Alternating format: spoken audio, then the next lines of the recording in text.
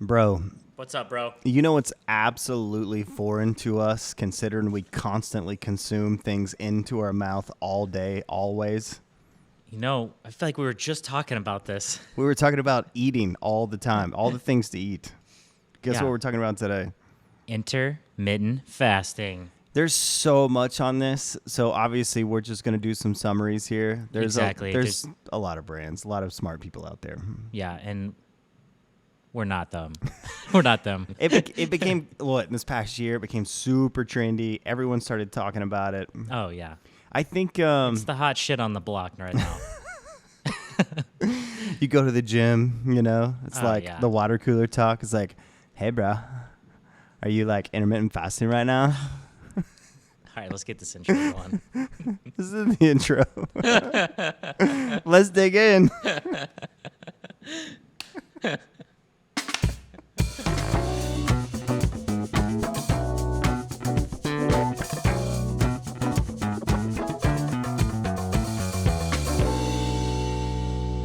I'm Jonathan Noel. And I'm Brian Noel, This is Forms in Focus. where we provide guided forms that manifest Radical focus.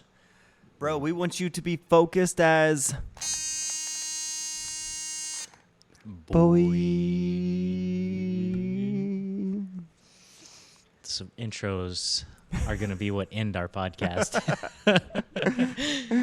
So why do you have an 80% leave rate? 10 seconds in. freaking intro. Bro, today we're talking about intermittent fasting. Yep. It's That's what all the cool kids are talking about. right, which it's one of those things, like a lot of things we talk about where we needed science to tell us the obvious, because humans for a long time we're not just eating all day every day like we are right now. Yeah. That's a relatively new phenomenon. Yeah. So first we're going to mention some of the negatives of stuffing your face. So first one, overeating may reduce brain function.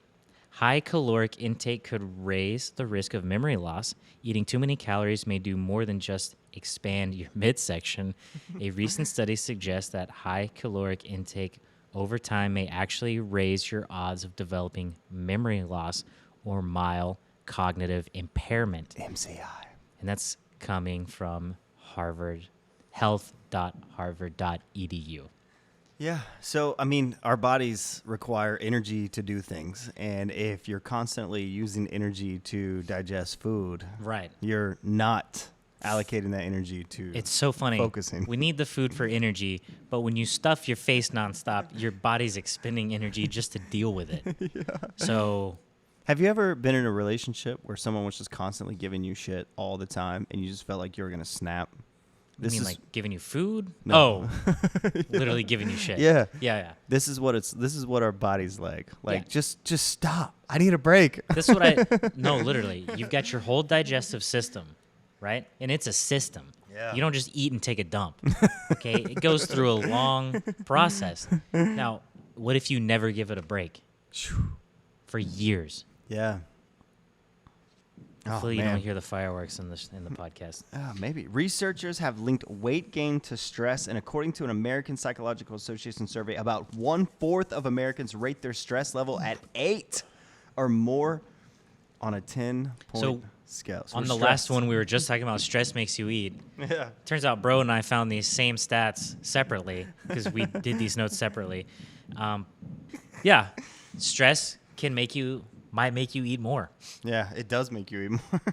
And our bodies were not designed to be processing food all day. All day.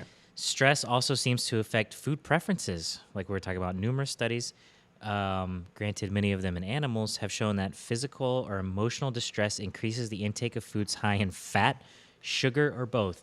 Does that ring any bells? High fat and sugar. Those are everyone's favorites. Yep. And then basically, the high cortisol levels in combination with high insulin levels may be responsible for craving those things. Anyway, that's not good. Once ingested, fat and sugar-filled foods seem to have a feedback effect that dampens stress-related responses and emotions. These foods really are comfort foods. Ooh, that's where that comes from. In that they seem to counteract stress, and this may contribute to people's stress-induced cravings. So, the sugar and the fat, for a second, makes you feel good, makes the stress go away. It's a hit, man. It's like everything. It's a hit. Everything around us is trying to take away our attention and just make us feel good. Yeah. You know, you get the cheap hits from social media. You've Yeah. got the sodas and arm's length everywhere you go, the crunchy, salty, sugary snacks. Everyone's trying to hack your brain. Yeah. It's ridiculous. All day. We're at war, bro. All right, What's so the science say? let's talk about intermittent fasting. Let's talk do about the it. science. Thinking and memory. Studies discovered that intermittent fasting boosts working memory in animals and verbal memory in adult humans. You know what I know? What's The that? few times that I fasted, What's that, bro? I think about my memory of how good food is very high. That memory gets real sharp of how tasty that donut's going to be. Yeah, so next is heart health. Intermittent fasting improved blood pressure and resting heart rates as well as other heart-related measurements. Helps the heart. Physical performance. Young men who fasted for 16 hours showed fat loss while maintaining muscle mass. Mice who were fed on alternate days showed better endurance in running. How many mice are in a lab I at don't know. any given moment? Millions? They're using them for so many things. So many things. Diabetes and obesity. In animal studies, intermittent fasting prevented obesity. I just picture these like Fat mice? who determines what mice get the bad stuff and then what mice get the good stuff? Anyway, in the 6 brief studies, obese adult humans lost weight through intermittent fasting. So it helps with diabetes and obesity. Tissue health. More animals. Intermittent fasting reduced tissue damage in surgery and improved surgery results. So all of these are coming from Hopkins Medicine. Yeah. So I just had a really funny thought. what's that, bro? So imagine taking some drugs, Okay. the natural ones, Yeah. and going to these Labs with the rats? rat labs, and just looking at their faces. I mean, depending on what drug you're on, that might be pretty trippy. And depending on what they're doing to the mice, it might be a little concerning. It's like, turns out, would you give mice these terrible things, they die, and then you just go look at the lab, and they're just like, so sad. Anyway, okay. Next, we got the Mayo Clinic, bro. What we got? So, Mayo Clinic, some research suggests that intermittent fasting may be more beneficial than other diets for reducing inflammation and improving conditions associated with inflammations. You mean the diet that's not eating is better than all the diets of some random stupid ass combination of food you're supposed to eat? Exactly. And we already talked about inflammation. Inflammation is the silent killer. You're going to die, yada, yada, yada. Everything's killing you. Inflammation's bad. Alzheimer's disease, arthritis, asthma, multiple sclerosis, stroke. The underlying mechanism that causes Alzheimer's disease is unknown. It is known, however, that AD is a pathologically characterized by beta amyloid plaques and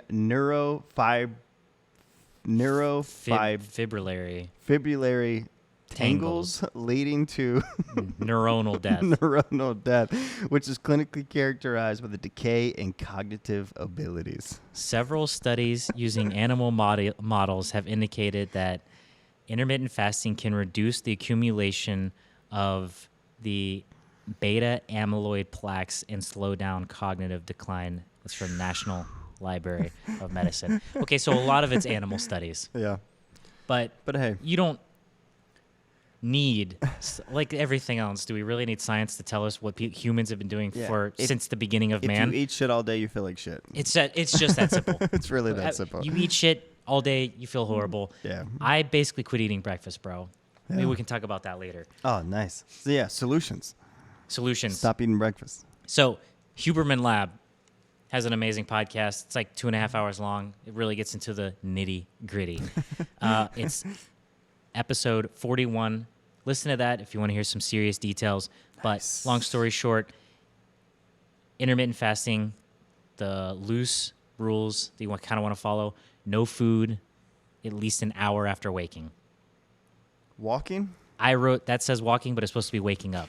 Okay, no food an hour after waking up. Yep. And you just drink a bunch of water.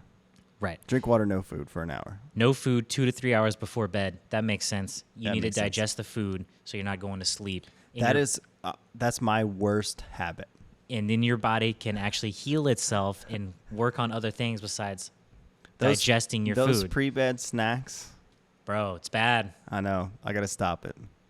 They're killing you, bro. I'm going to work on that. 8-hour feeding window. So for some people, that means skipping breakfast like me. And for some people, if you wake up super early, that might mean skipping dinner. Depends on 8-hour feeding window. Depends on your life, your schedule. What's 24 minus 8?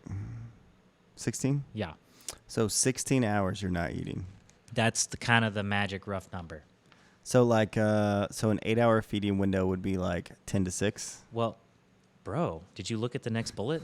Ideal window. I did not. He didn't even look at the window, or he didn't even look at the bullet point. Ideal window is 10 a.m. to 6 p.m. High five, bro. Look at 10 that. to 6, huh? You just figured that out. Well, that's good. That's easy for our household because we eat dinner at like 5:30 every day. Right. Yeah.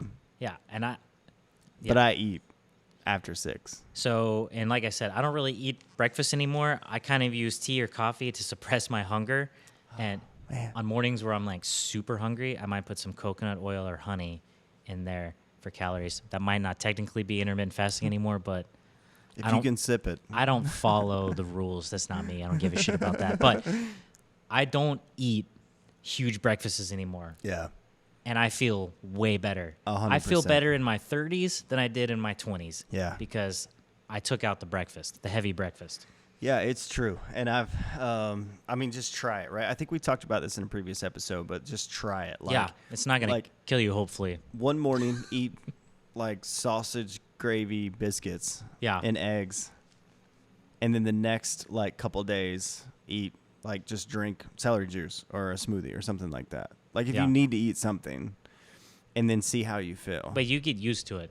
Yeah. Is the long story short. Yeah, the first couple times you might feel like you're starving to death, but you're not. I wonder, it would be pretty interesting if someone did a study on productivity in the morning for those who did not eat till 10 versus those who ate a big-ass breakfast. For me, I notice a difference. Yeah. I think the long story short is everyone's different. Yeah. You know, if depending on your job, if it's like high intensity, if you actually are, burning a lot of calories, it doesn't make sense to not eat breakfast. Yeah. Like if you're landscaping, Yeah. you might want you're some out calories. There at 6:30 and you're sweating in the sun. 5 a.m, working hard, busting ass. Hey, you can eat some nuts. Yeah. Well, I mean, Some avocados. I'm just saying, it might not make sense to eat breakfast. But if all you're doing is hopping in the car and driving your ass to the office and sitting there. Yeah. Do you need breakfast? Yeah. How many calories are you burning to get up and go to the bathroom twice before lunch? Really? So I know for me, my personal experience is if I have a busy morning and I want to crank out like several things just to get done, like the critical task of the day. Yeah. Because I time block and then I task block, right? And then I task categorize. So my critical task, I want to get done first. Okay. So, and that's how I prioritize. So critical task done first. Got you. And that way, as I ease into the day, like by the end of the day, it's like whatever. So if I skip breakfast, which I have done quite a bit for the past several months, and I'm cranking out tasks, 10 o'clock comes real fast. Yeah, absolutely. So like not eating, it's fine. Now, it's getting from 10 to 12. Yeah. And then if I eat a snack at 10 or a smoothie or whatever, like I typically eat at 10 and then 2 and then at like 5:36 for dinner. I got you. So my habit now is I typically eat at like 10, 2, 5, and 8. So I got to kill the 8. Yeah, got to kill the 8, bro. It's time to say goodbye. I'll work on that. Yeah, and everyone's different. Yep. That's the whole point of this. You just have to try it. Yeah. And I was also reading some people, one way to fast is they do 5 days, like 3 meals, and 2 days no food. For me, I'm not doing that personally. Yeah, I think that would actually be easier for me. See, everyone's different. Yeah. So there's that, and Yeah. Yeah. So Just try it. do some research. Stop eating so much. Give it a go. Honestly, I feel better when I eat less. Yeah. It's just that simple. In fact, I feel better in winter because I eat more soups and I don't eat breakfast. So I just end up cleaning out the system. Nice. I feel amazing. Ooh, in the day with a soup. Yeah. Hot. Except we're in Georgia in the summertime. It's 95 degrees. I'm not going to eat soup every night, but that's why I love winter. All right. With that, bro. All right, bro. Let's go. Hey, let's not eat breakfast.